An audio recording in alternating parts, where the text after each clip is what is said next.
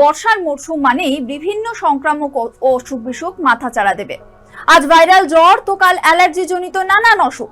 বিশেষ করে শিশু, বয়স্ক আর দুর্বল মানুষ যাদের রোগ প্রতিরোধ ক্ষমতা কম, তাদের সমস্যাই অনেক বেশি। দিন কয়েক ওষুধ খেয়ে জ্বর কমলেও সপ্তাহখানেক ধরে হাত পায়ের যন্ত্রণা, চোখের ভেতরে ব্যথা, শ্বাসকষ্টের সমস্যা হচ্ছে অনেকের। শরীর দুর্বল হয়ে পড়ছে। তার উপর রয়েছে ডেঙ্গি, ম্যালেরিয়া, চিকুনগুনিয়ার প্রকোপ।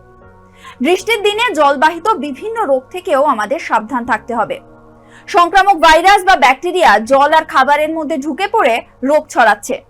বর্ষা প্রকৃতির কাছে একটা স্বস্তির বার্তা বয়ে আনলেও শরীরের জন্য অনেক সময় হয়ে দাঁড়ায় একটা বিপদের পূর্বাভাস। জুন থেকে অগাস্ট মাসে বর্ষার কাল বাংলায়।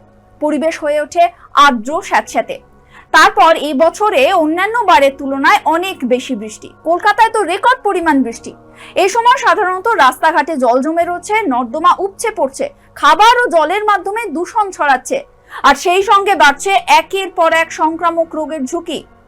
এই সময় যেসব রোগ বেশি দেখা যায় তা শুধু কষ্টকর নয়, কিছু কিছু ক্ষেত্রে কিন্তু হয়ে উঠতে পারে প্রাণঘাতীও। বর্ষায় যে দুটো রোগ সবচেয়ে বেশি দেখা দিচ্ছে তা হলো ডেঙ্গি এবং ম্যালেরিয়া। বর্ষার জমা জল থেকে মশাবাহিত রোগ ম্যালেরিয়া শিশু থেকে বড় সকলেরই হচ্ছে। এই ম্যালেরিয়া যদি ম্যালিগনেন্ট হয়ে যায় তা থেকে কিন্তু মৃত্যুও হতে পারে। আর ডেঙ্গির প্রকোপ তো আছেই।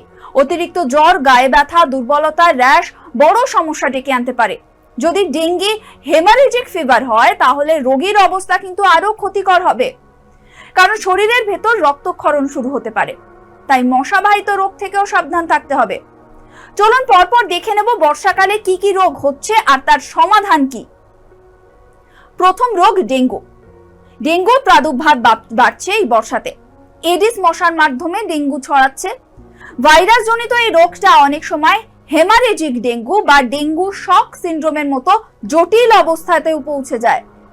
এডিস ইজিপ্টি মশার মাধ্যমে এই ডেঙ্গু রোগ ছড়ায়। এই মশা মিষ্টি জলে বংশবৃদ্ধি করে। ডেঙ্গুর প্রধান উপসর্গ হলো হঠাৎ করে জ্বর, শরীরে ব্যথা, চোখের পেছনে ব্যথা, ত্বকে র্যাশ, কখনো কখনো নাক বা মাড়ি থেকে রক্ত পড়া। 2 নম্বর, চিকুনগুনিয়া। জমে থাকা জলে মশার কারণে চিকুনগুনিয়া হয়।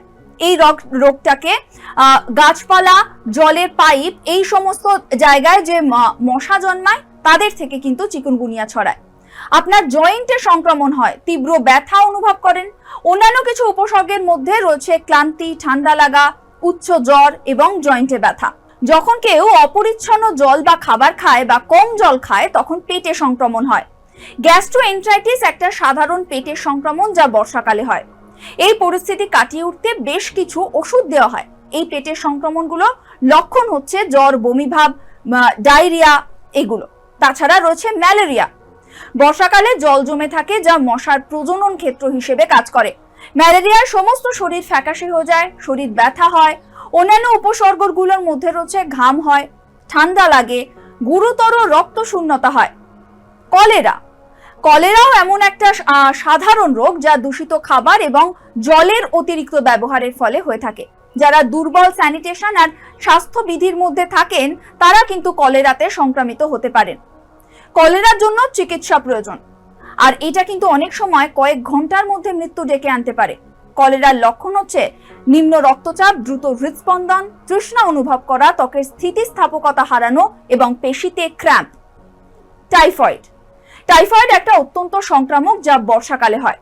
দূষিত খাবার ও জল খাওয়ার কারণে এটা হয়। এটা কলেরার মতো প্রাণঘাতী নয়, কিন্তু হঠাৎ করে ওষুধ বা চিকিৎসার প্রয়োজন হতে পারে। টাইফয়েডের লক্ষণগুলোর মধ্যে রয়েছে দীর্ঘস্থায়ী জ্বর, দুর্বলতা, কোষ্ঠকাঠিন্য, পেট ব্যথা, পুজ, মাথা ব্যথা এগুলো। ভাইরাল জ্বর একটা খুব সাধারণ রোগ যেটা সারা বছর ধরে থাকে, কিন্তু বর্ষাকালে আবহাওয়ার হঠাৎ পরিবর্তনের কারণে এটা আরো বেশি প্রকট হয়ে ওঠে। মাথা ঘোরা, শরীরে দুর্বলতা, ঠান্ডা লাগা, পেশিতে ব্যথা, জয়েন্টে ব্যথা এগুলো থাকলে ওষুধের প্রয়োজন হয়। গলার প্রদাহ ভাইরাল জ্বরের কিন্তু একটা অন্যতম বড় লক্ষণ। এরপর জানাবো ডায়রিয়ার কথা।